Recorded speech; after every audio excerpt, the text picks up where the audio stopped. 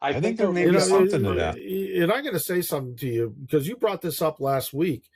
Yeah. And I disagree with you last week, and I'm going to disagree with you this week. Omega and Ospreay is not the match for All In. I think what happens now, if it was me booking it, which Tony Khan, one of Tony Khan's biggest weakness is that he hasn't hired me as a booker.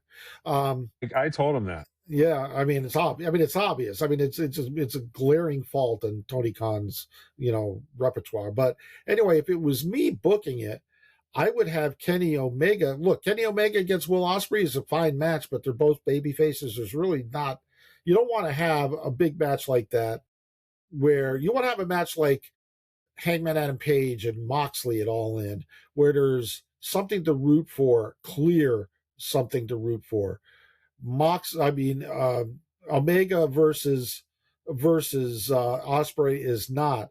I think where you go here is you have somebody take out take out Omega, and that person is Kyle Fletcher, and the match is Kyle Fletcher and Will Ospreay. Book it, Tony. Thank you very much. I'll be your Kelson.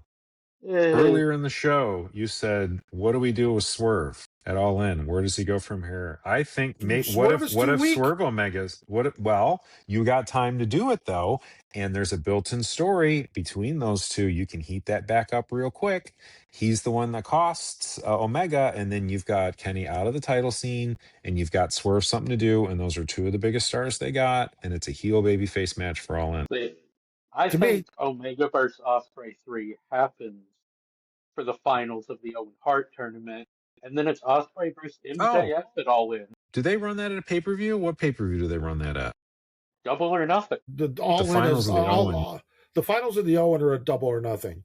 Okay. That's not a bad idea. The winner fights in the championship match at All In. I've seen so many people say that Ospreay is going to win the Owen. It's not even.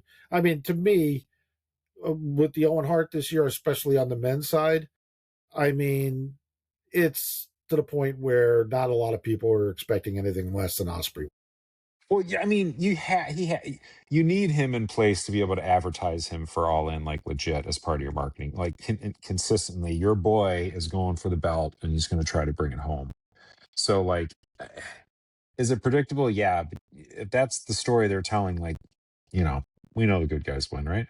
And who better to have him beat than the ultimate heel MJF? Yeah, at All In. And then to your point, Chris, I didn't even consider that. You can get the Kenny Omega Ospreay match, out of way at Double or Nothing. Yeah.